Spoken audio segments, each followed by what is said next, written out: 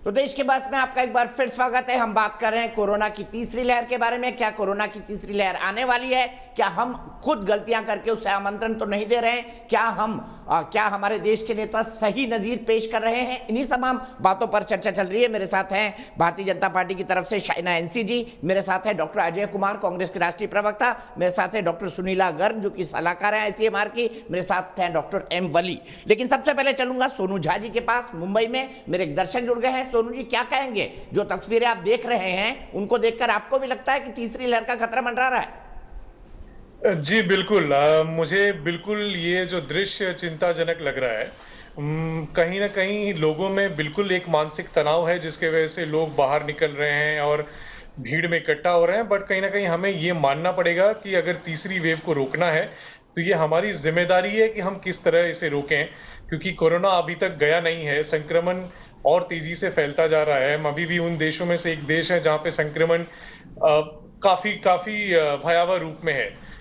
हम सबको एक जिम्मेदार नागरिक की तरह इस जिम्मेदारी को अपने कंधे पर उठाना पड़ेगा और हर प्रोटोकॉल का फॉलो करना चाहिए। मेरे मुताबिक कहीं ना कहीं हमारी जिम्मेदारी है ये।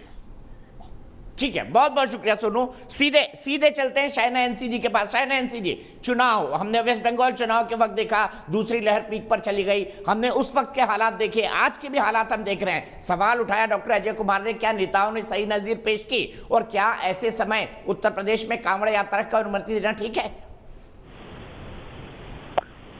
नहीं, ये सवाल बिल्कुल जायज है, लेकिन ऐसा नहीं है कि हर एक प्रदेश में ये यात्रा है। सबसे पहले तो ऐसा भी स्पष्ट हुआ है कि उत्तराखंड जैसे प्रदेश में नहीं है। उत्तर प्रदेश में सुप्रीम कोर्ट के गाइडलाइंस के मुताबिक वो जब कहेंगे कि कोविड प्रोटोकॉल्स को मेंटेन किया गया है, तब ये तय होगा कि ये यात्रा हो या नहीं। अब जब हम बात करते हैं कि क्या करना चाहिए आज के परिप्रेक्ष्य में, तो प्रधानमंत्री ने स्वयं कहा है कि अभी भी कोविड गया नहीं और हम सबको एकजुट लड़ना है, एकजुट देखना है कि कैसे हम इस पैंडेमिक महामारी को कैसे हम खत्म करें। और इसमें वैक्सीनेशन ड्राइव बहुत जरूरी है। दीपक जी, अब वो वैक्सीनेशन ड्राइव जो नदी के पार हुआ था मुजफ्फरपुर में, बिहार में, वहाँ एक चीज जागरूकता की भी आवश्यकता है। बहुत लोग बोलते हैं कि बहुत सारे लोगों को वैक्सीनेशन मिला है या नहीं मिला है। भारत में सबसे बड़े कंपनीज है सीरम, जो विश्व में सबसे ज्यादा बड़ा है, और जो 60 मिलियन डोजेज, 80 मिलियन डोजेज है। तो मुझे लगता है कि आते हुए दिन में बिल्कुल कोई कमी नहीं पड़ेगी। लेकिन जब प्रगति और एक इकोनॉमी को भी कोएग्जिस्ट करना है, तो वो नैतिक जिम्मेदारी बनती है जनता की।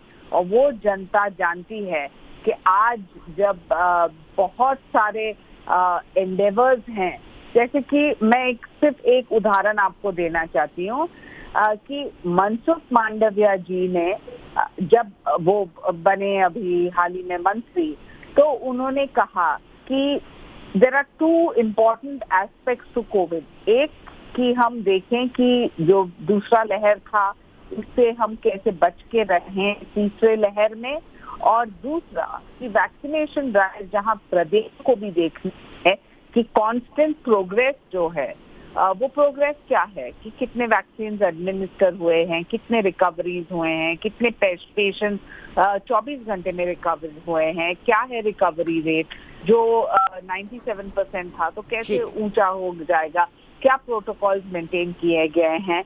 तो प्रदेश और सेंटर का, स्टेट सेंटर कोऑर्डिनेशन भी बहुत जरूरी है, as is introspection of the individual.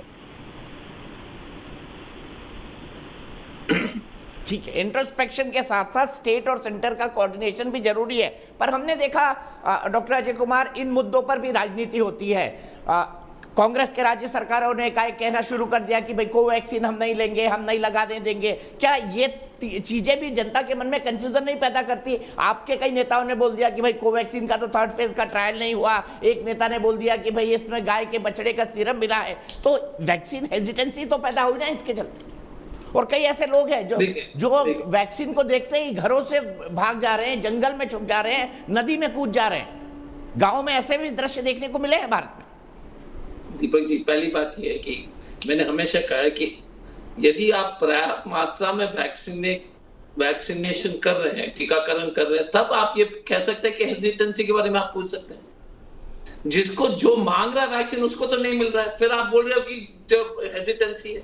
तो ये मैं पहली बात ये कि जिसको जो चाह रहा है वैक्सीनेशन वो तो हो जाए। अब हेजिटेंसी एक समस्या जरूर है, और मैं मानता हूं जो साइना जी ने कहा था, जो साइना जी ने कही बात बताई वो एकदम सही है। लेकिन दो बातें, हमने कोवैक्सीन के खिलाफ, किसी वैक्सीन के खिलाफ बात नहीं उठाई।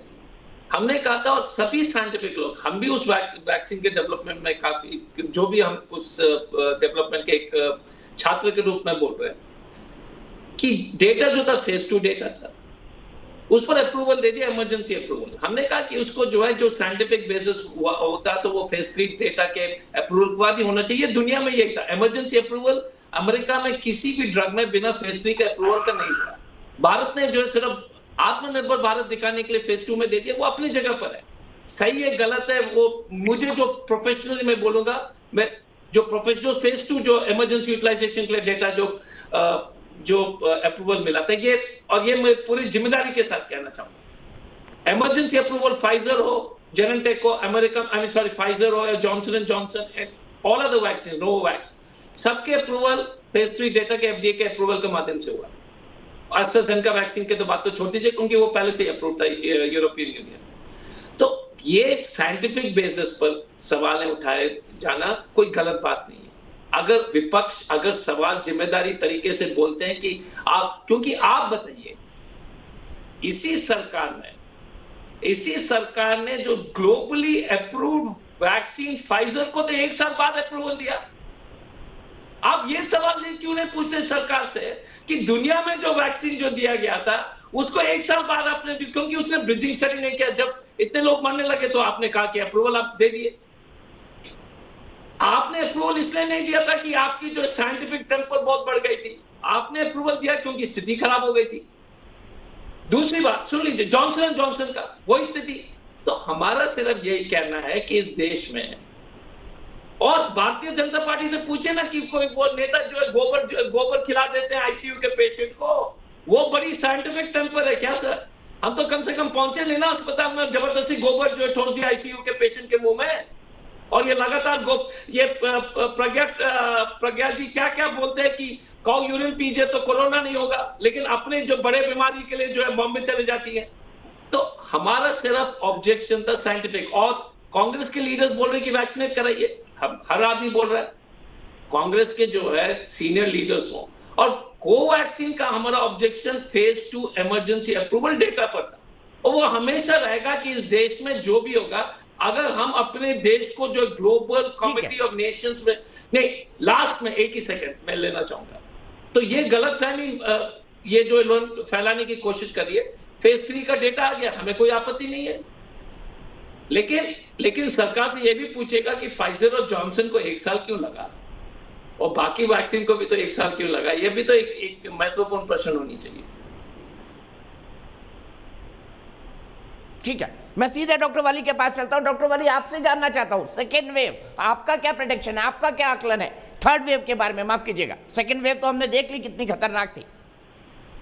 देखिए, थर्ड वेव के बारे में मैं ये कहना चाहूँगा कि अभी डॉक्टर सुनीला गर्ग जी ने बहुत अच्छे से समराइज कर दी हैं सब चीज़ें। थर्ड वेव आएगी, वही 2 कारण हैं जिनसे आएगी जो अभी डिस्कस हुए हैं, लेकिन मैं सबसे ज़्यादा सावधानी पर जोर दूंगा। थर्ड वेव और नो थर्ड वेव, हमें अपनी सावधानियों में कोई ढिलाई नहीं बरतनी है।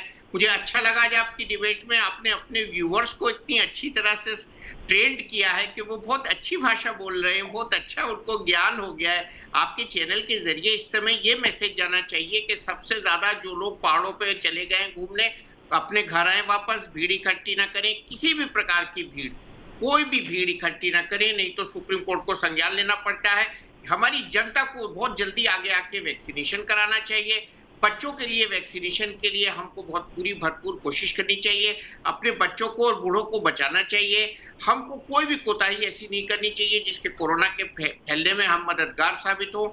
हमको पूरी एहतियात करनी चाहिए और ये तमाम जो एक ग्लोबल एक लर्निंग प्रोसेस चल रही है, जिसमें हमने देखा कि इजराइल ने भी अपना मास्क का डिसीजन वापस लिया, यूके ने लिया, उनको तो बहुत ज्यादा वैक्सीनेशन हो चुका था, तो हमारे पास तो भी इससे बहुत कम वैक्सीनेशन हुआ है। तो उसके लिए जब तक पब्लिक में एक उत्साह नहीं होगा, एक ड्राइव नहीं होगी और उसमें एक लालसा नहीं होगी कि हमको वैक्सीनेशन लगवाने जाना है और लगवा के ही घर लौटना है। और मुझे अच्छा लग रहा है कि अब वैक्सीन की शॉर्टेज धीरे धीरे आगे आने वाले दिनों में खत्म हो जाएगी और ऐसा हो, खुदा करे। और मैं इसकी कामना करता हूं कि हमारे देशवासी जल्दी से जल्दी वैक्सीनेट अपने को कराएं, तब तक कोविड एप्रोप्रिएट बिहेवियर का पालन करें। और कल की जो खबर है, जिसने वैक्सीन नहीं लगवाया था, जो फर्स्ट केस थी हमारे देश की, जो स्टूडेंट थी, मेडिकल स्टूडेंट केरला में, उसको दोबारा कोरोना हुआ, उससे सबक लेना चाहिए कि हम अगर वैक्सीनेशन नहीं लगवाएंगे तो हम पूरे एक्सपोज्ड हैं वैक्सीन लगवा के कोरोना के लिए। अगर हम वैक्सीन नहीं लगवाएंगे तो हम पूरे एक्सपोज्ड हैं और ये कोरोना हमको छोड़ेगा नहीं। अदृश्य वायरस है, चालाक वायरस है, म्यूटेट कर रहा है, तेजी से म्यूटेट कर रहा है और एसबीआई की रिपोर्ट के हिसाब से ये एक तरह की रेस है और इस रेस में हमको आगे निकलना। ठीक है डॉक्टर सुनीला, अगर आखिरी कमेंट आपसे और मेरा सीधा सवाल, एसबीआई की रिपोर्ट कहती है अगस्त में वेव और सितंबर में पीक, आईसीएमआर का क्या आकलन है एसबीआई की इस रिपोर्ट पर?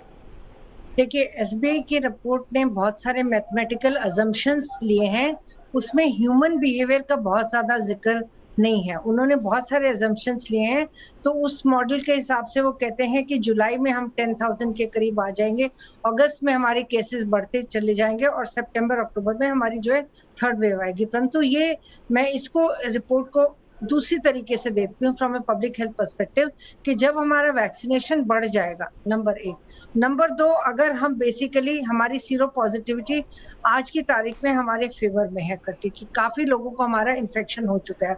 और मैं ये भी बताना चाहती हूँ कि अगर हम लोग उत्तराखंड की बात करें तो हमारे केसेस 250% बढ़े हैं 10 मार्च से लेके। अगर हम हिमाचल प्रदेश की बात करते हैं, केसेस 244% बढ़े हैं, जबकि महाराष्ट्र में 174% ही बढ़े हैं, क्योंकि हम 22 लाख से शुरू हुए थे। और अगर हम अरुणाचल प्रदेश की बात करते हैं या मेघालय की अगर हम बात करें तो 295% बढ़े हैं केसेस। तो मैं ये चाहूंगी कि अगर हम इसको टूरिज्म, रिस्पॉन्सिबल टूरिज्म बनाएं तो वहां के लोगों को भी इन्फेक्शन ना हो, कोविड अप्रोप्रिएट बिहेवियर का पालन करना चाहिए। और साथ ही साथ हमारी एडमिनिस्ट्रेशन का भी एक बहुत इंपॉर्टेंट रोल है हर जगह, जो भी राज्य में है, कि लोग कोविड अप्रोप्रिएट बिहेवियर का पालन करें और बिल्कुल हम सावधानी बरतें तो थर्ड वेव बहुत ही माइल्ड तरीके से निकल जाएगी और ज्यादा से ज्यादा लोगों को वैक्सीनेशन भी लग जाएगा। तो ये चीजें मैं अंत में कहना चाहूंगी from a public health perspective. और जहां तक हमारे रूटीन मैनेजमेंट है उसका हम पालन करते ही रहें, टेस्टिंग, ट्रीटिंग, ट्रैकिंग और मास्किंग का। ठीक है, बहुत बहुत शुक्रिया आप तमाम लोगों का आज बहस में जुड़ने के लिए। चलते चलते मैं बता दूं, क्या केंद्र के सही दिशा में कदम उठाए केंद्र ने? 90% लोग मानते हैं कि तीसरी लहर को रोकने के लिए केंद्र ने सही दिशा में कदम उठाए हैं और 10% का जवाब ना में है। फिलहाल एक ब्रेक, लेकिन न्यूज नेशन एक ऐसा चैनल है जहां खबरों का सिलसिला कभी नहीं थमता।